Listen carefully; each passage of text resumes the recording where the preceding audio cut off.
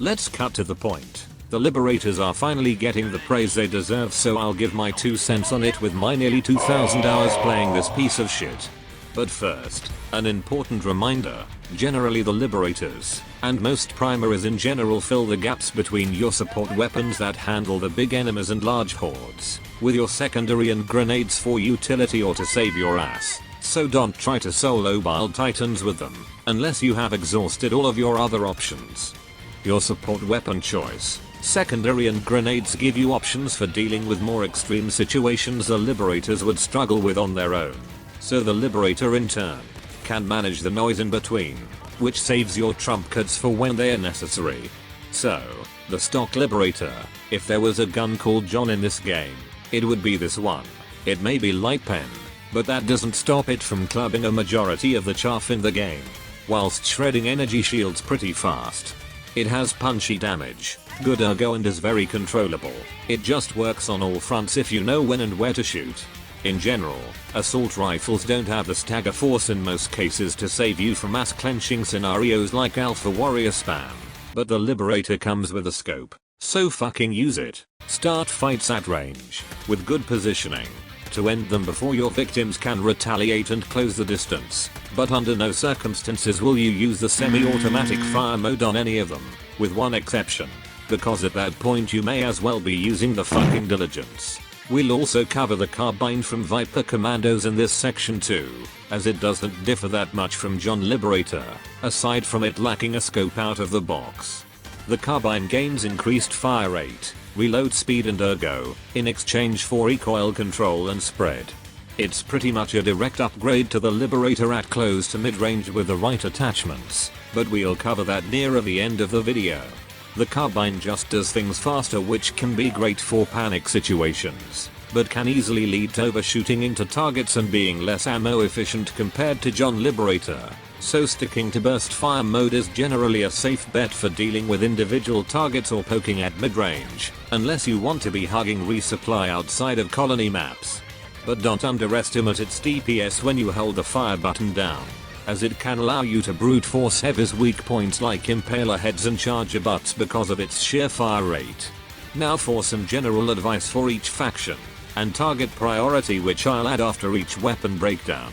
Starting with John and the carbine, they handle everything smaller than chargers effectively on bugs, with their only real downside being that they don't have the stagger force or spread that comes with firing buckshot.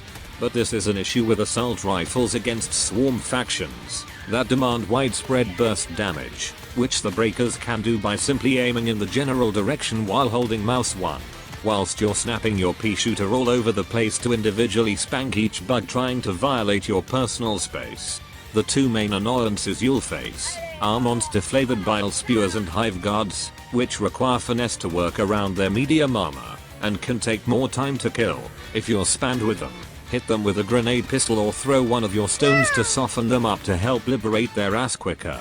As for bots, they can be dismantled easily if you can double tap devs to the face, or shredding their tummy windows, but just be warned you will bounce a lot of your shots because of their medium armor, and unfortunately your only shortcut for dealing with scout striders is by shooting the rockets off, as mag dumping their legs is inconvenient and dodgy to say the least. Anything Hulk shaped and beyond requires a bigger boomstick.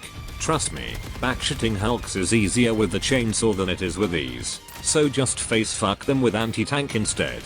Finally we come to the squids, which are probably the best faction for these liberators as they can handle everything outside of stingrays and striders with ease. The only thing you need to worry about is aim tracking due to the ridiculous amount of aim resistance this faction is known for, and of course the stickmen, who will club your limp ass off cooldown if they get too close. So bring the pokey stick if you're scared of them like me, and don't be afraid to shoot flash mobs in a pinch, as John can make quick work of them in conjunction with gas and fire whilst you pop their heads. Moving on to the penetrator, it gains medium armor pen, a tighter spread and a small increase to velocity, in exchange for raw damage, recoil and ergo. It's for this reason that I believe it's the best liberator for bots, given its tighter spread and higher velocity being better for sharpshooting. The medium armor pen edges out John Liberator's damage when shooting targets with light armor because of the armor matching system. as if you hit with red hit markers then you deal 100% damage, but if it's white then you only deal 65% of your gun's damage. Meaning the penetrator will deal more damage than John when shooting light armored targets, which sounds good against tougher cookies like alpha commanders, until you realize the penetrator has less raw damage than John, so it will take more bullets to kill the enamored squishies you're flooded with on bugs and squids. Even with its ability to over-penetrate, it will feel a bit underwhelming against the masses, but it's still not bad as a filler for lemmings who haven't got the coyote yet and want to WM1 mindlessly when there are better alternatives. Against the bugs, your damage and stagger will feel rough compared to the other liberators, but at least you'll have an easier time unscrewing alpha commander heads, whilst being able to face fuck hive guards and bile spewers. But against the bots, its medium pen is better utilized and more forgiving, allowing you to destroy scout striders and devastators through the crotch surprisingly fast, and it being medium pen theoretically allows you to kill everything on the bot front if you know where to shoot, but that's only if you've exhausted all other options, as recoilless is far easier and safer to shoot fat bastards with than the penetrator. And for the squids, even if it can headshot stickmen and can deal with stingrays and striders, its damage is lacking the punch of John and the carbine like on the bug front. The machine gun comes standard with every recruit, so just use that instead to fillet the big guys and pick a primary with more raw damage for the rogs and meatballs. Finally we have the concussive from Steeled Veterans. This is not a weapon designed to kill per se, instead it's a crowd control utility. It starts with a drum mag and has massive amounts of stagger and push force to make the enemies tweak out whilst shoving them backwards, but for all of that crowd control it has more recoil, bigger spread, and has the lowest fire rate, velocity and DPS of all liberators. It's best utilized on hyper-aggressive factions like the Spore Burst and Predator strains, in conjunction with teammates and guard dogs to make up for your lack of damage, but it can still be a lifesaver on regular bugs if you really don't want anything entering your postcode. I can't say the same for bots. It's counterintuitive to make the bots tweak out with a light pen weapon, as it makes hitting their weak points even harder for you and your team. If you want a stun weapon against the bots, use the pacifier or the pummler, as at least it won't make them tweak out, but don't bother bringing it to squids. It has the lowest DPS of all the liberators and will struggle to break shields and end fights quickly enough to escape the reinforcement loops you will be subjected to whether you like it or not. As for attachments, all of the liberators follow similar builds across the three fronts and focus on keeping ergo above 50, as anything below feels off to me personally. For bugs you'll want iron sights, angled foregrip, compensator and drum mags. The cockroaches are broader than the clankers and calamari, and the swarms they form spread out horizontally, so the build focuses on dragging your crosshair from left to right without worrying about vertical recoil.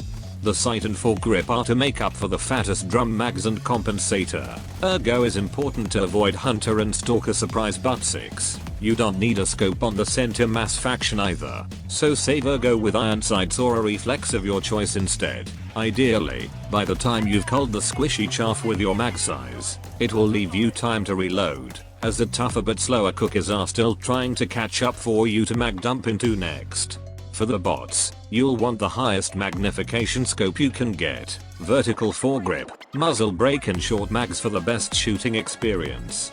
The bots typically advance in tight clusters or straight lines, so more emphasis is put on hitting weak points than tracking or swarm control. High magnification scopes give a clearer picture of the chrome you're about to dome, with the vert grip making the gun more controllable on all variants.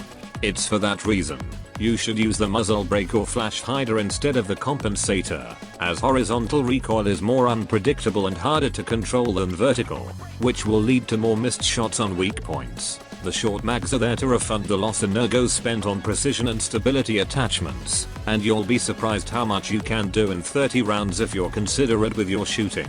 You'll be playing around cover with this build, taking fewer and more accurate shots with that becasue scope of yours, and when you need to take cover from incoming damage, you can pop out with a fresh mag in no time. The only problem you'll face is berserker spam, but you can tell them to smell that one with gas or backpedal while reloading and they can't do shit. Finally, for the squid build, you'll want a median range scope like the 1.5 or the 2x, a vertical foregrip, Flash hider and extended mags. You'll want extended mags for breaking shields and dealing with the rogs and meatballs. Stability mods are there for the overseers and snitch bots, which will bend the laws of physics to avoid your crosshair like Narrowhead does with our feedback. Optics like the 2x allow you to blow out overseer jetpacks or snipe their legs, and the flash hider helps you see what you're shooting through all the visual clutter this game has whilst lowering vertical and horizontal recoil. This build is flexible for a reason. The squids balance horde and single target fights pretty evenly and can switch between both rapidly with a bullshit patrol spam. So you'd rather have a bit of everything rather than trying to invest strictly into horde clear or precision shooting. That's about it really. If I were to assign Liberator to each front, it would be this. John Liberator to the squids as it's the middle of the pack and comes with a 2x scope out of the box. The penetrator for bots, as it's more accurate and its medium pen is far more forgiving. The carbine on bugs, to match the fast and aggressive swarm management of the faction. And the concussive, for keeping on top of hyper-aggressive factions like the Spore Burst and Predator strain where control is more valuable than damage. Before I go, remember, your primary isn't an answer to everything. You have a secondary, grenades and stratagems for a reason. Your primary is designed to fill the spaces between, and the liberators do that just fine. Bye.